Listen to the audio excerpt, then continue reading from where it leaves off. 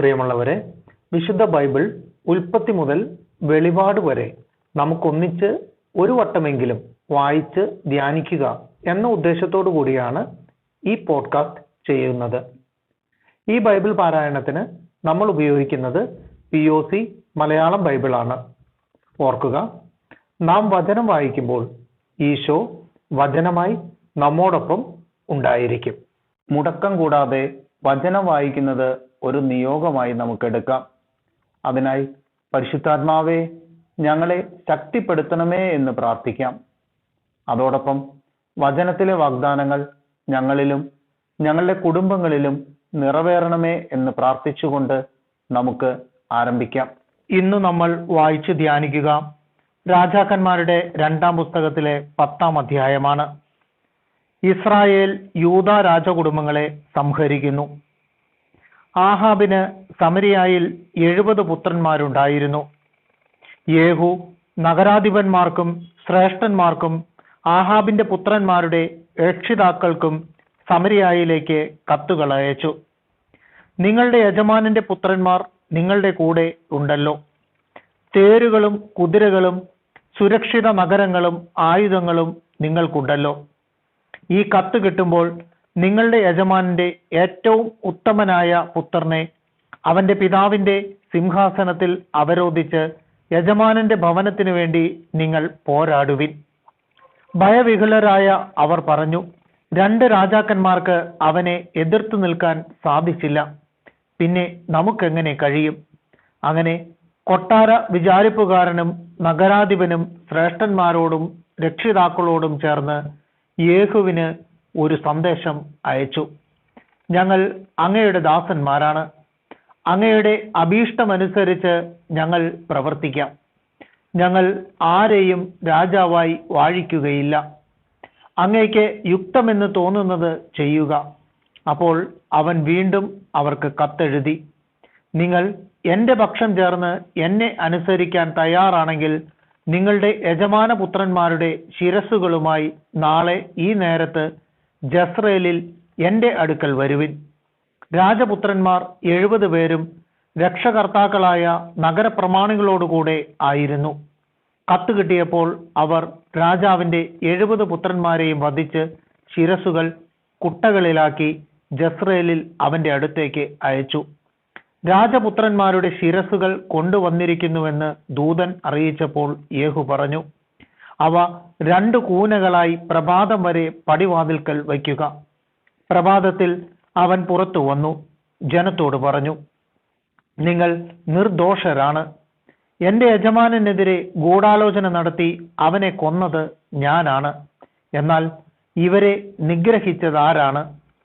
ആഹാബ് ഗ്രഹത്തെക്കുറിച്ച് കർത്താവ് അരുൾ ചെയ്ത വചനങ്ങളിൽ ഒന്നുപോലും വ്യർത്ഥമായില്ല എന്ന് നിങ്ങൾ മനസ്സിലാക്കിക്കൊള്ളുവിൻ.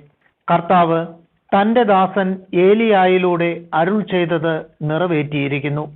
യേഹു ജസ്രേലിൽ ആഹാബ് ഗ്രഹത്തിൽ ശേഷിച്ചിരുന്ന എല്ലാവരെയും അവന്റെ ഉറ്റ സ്നേഹിതരെയും പുരോഹിതന്മാരെയും പ്രമുഖ വ്യക്തികളെയും ഒന്നൊഴിയാതെ കൊന്നൊടുക്കി. യേഹു അവിടെ നിന്ന് പുറപ്പെട്ട് സമരിയായിലെത്തി. മാർഗമധ്യേ ആട്ടിടയന്മാരുടെ ബെത്തക്കതിൽ എത്തിയപ്പോൾ യൂദാ രാജാവായ അഹസിയായുടെ ബന്ധുക്കളെ കണ്ടുമുട്ടി. അവൻ അവരോട് ചോദിച്ചു, നിങ്ങൾ ആരാണ്? അവർ മറുപടി പറഞ്ഞു, ഞങ്ങൾ അഹസിയായുടെ ബന്ധുക്കളാണ്. ഞങ്ങൾ രാജ്ഞി പുത്രന്മാരെയും മറ്റു കുമാരന്മാരെയും സന്ദർശിക്കാൻ വന്നതാണ്. അവൻ പറഞ്ഞു, അവരെ ജീവനോടെ പിടിക്കുവിൻ. അവർ അവരെ പിടിച്ച് ബെത്തക്കതിലെ കിണറ്റിൻകരയിൽ വെച്ച് വധിച്ചു. അവർ 42 പേരുണ്ടായിരുന്നു. ആരും അവശേഷിച്ചില്ല. യേഹു അവിടെ നിന്ന് പുറപ്പെട്ടപ്പോൾ തന്നെ സന്ദർശിക്കാൻ വരുന്ന റക്കാബിന്റെ പുത്രൻ യഹോനാദാബിനെ കണ്ട് മംഗളം ആശംസിച്ചുകൊണ്ട് അവൻ പറഞ്ഞു, എനിക്ക് നിന്നോടുള്ളതുപോലെ നിനക്ക് എന്നോട് വിശ്വസ്തതയുണ്ടോ? യഹോനാദാബ് മറുപടി പറഞ്ഞു, ഉവ്. യേഹു പ്രതിവചിച്ചു, അങ്ങനെയെങ്കിൽ കൈ തരുക. അവൻ കൈ കൊടുത്തു. ഉടനെ യേഹു അവനെ തന്റെ രഥത്തിൽ കയറ്റി. അവൻ പറഞ്ഞു, എന്നോടുകൂടെ വന്ന് കർത്താവിനോടുള്ള എൻ്റെ ഭക്തരുടെ തീവ്രത കാണുക. അങ്ങനെ അവർ യാത്ര തുടർന്നു. അവൻ സമരിയായിലെത്തിയപ്പോൾ ആഹാവിന്റെ ഭവനത്തിൽ അവശേഷിച്ചിരുന്നവരെ സംഹരിച്ചു. കർത്താവ് ഏലിയായിലൂടെ അരുൾ ചെയ്തത് അങ്ങനെ നിറവേറി. ബാലിന്റെ ആരാധകരെ വധിക്കുന്നു. യേഹു ജനത്തെ വിളിച്ചുകൂട്ടി അവരോട് പറഞ്ഞു, ആഹാബ് ബാലിനെ കുറച്ചേ സേവിച്ചിട്ടുള്ളൂ, എന്നാൽ യേഹു അവനെ അധികം സേവിക്കും. അതിനാൽ ബാലിന്റെ പ്രവാചകന്മാരെയും ആരാധകന്മാരെയും പുരോഹിതന്മാരെയും ഒന്നൊഴിയാതെ എൻ്റെ അടുക്കൽ ഒരുമിച്ച് കൂട്ടുവിൻ. ഞാൻ ബാലിന് ഒരു വലിയ ബലി സമർപ്പിക്കും. വരാത്തവൻ വധിക്കപ്പെടും. ബാലിന്റെ ആരാധകന്മാരെ നശിപ്പിക്കാൻ യേഹു പ്രയോഗിച്ച തന്ത്രമായിരുന്നു ഇത്. യേഹു കൽപ്പിച്ചു, ബാലിന് ഒരു തിരുനാൾ പ്രഖ്യാപിക്കുവിൻ. അവർ അത് വിളംബരം ചെയ്തു. ഇസ്രായേലിലെങ്ങും അവൻ സന്ദേശമയച്ചു. ബാലിന്റെ ആരാധകരെല്ലാം വന്നു ചേർന്നു. ആരും വരാതിരുന്നില്ല. അവർ ബാലിന്റെ ആലയത്തിൽ പ്രവേശിച്ചു. ആലയം നിറഞ്ഞു കവിഞ്ഞു. അവൻ ശമയപുര വിചാരിപ്പുകാരനോട് പറഞ്ഞു, ബാലിന്റെ ആരാധകർക്ക് അങ്കികൾ കൊണ്ടുവരുവിൻ. അവൻ അവ കൊണ്ടുവന്നു. തുടർന്ന് യേഹു റക്കാബിന്റെ പുത്രനായ യഹോനോദാബുമൊത്ത് ബാലിന്റെ ആലയത്തിൽ പ്രവേശിച്ചു. അവൻ ബാലിന്റെ ആരാധകരോട് പറഞ്ഞു, ഇവിടെ ബാലിന്റെ ആരാധകരല്ലാതെ കർത്താവിന്റെ ദാസന്മാർ ആരുമില്ലെന്ന് ഉറപ്പുവരുത്തുവിൻ. അനന്തരം യേഹു കാഴ്ചകളും ദഹനബലികളും അർപ്പിക്കുന്നതിന് ഒരുങ്ങി. അവൻ 80 പേരെ പുറത്തു നിർത്തിയിരുന്നു. അവരോട് ഇങ്ങനെ പറഞ്ഞിരുന്നു, ഞാൻ ഏൽപ്പിച്ചു തരുന്ന ആരെയെങ്കിലും രക്ഷപ്പെടാൻ അനുവദിക്കുന്നവൻ തൻ്റെ ജീവൻ നൽകേണ്ടി വരും. ദഹനബലി അർപ്പിച്ചു കഴിഞ്ഞയുടനെ യേഹു അംഗരക്ഷകരോടും സേവകന്മാരോടും പറഞ്ഞു, ഉള്ളിൽ കടന്ന് അവരെ വധിക്കുക. ആരും രക്ഷപ്പെടരുത്. അവർ അവരെ വാളിനിരയാക്കി വെളിയിൽ എറിഞ്ഞതിനു ശേഷം ബാൽ ഗ്രഹത്തിന്റെ ഉൾമുറിയിൽ പ്രവേശിച്ച് അവിടെ ഉണ്ടായിരുന്ന സ്തംഭം പുറത്തു കൊണ്ടുവന്ന് അഗ്നിക്കിരയാക്കി.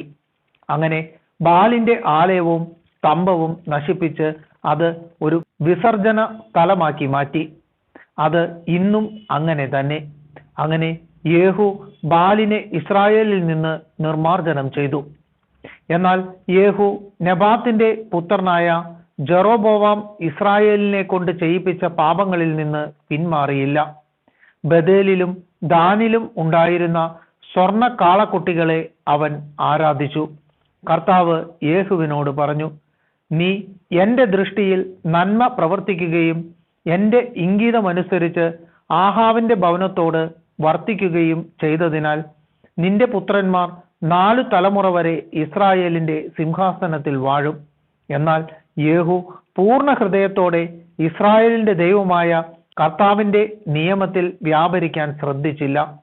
ജെറോബോവാം ഇസ്രായേലിനെ കൊണ്ട് ചെയ്യിച്ച പാപങ്ങളിൽ നിന്ന് അവൻ പിന്മാറിയില്ല. യേഹുവിന്റെ മരണം.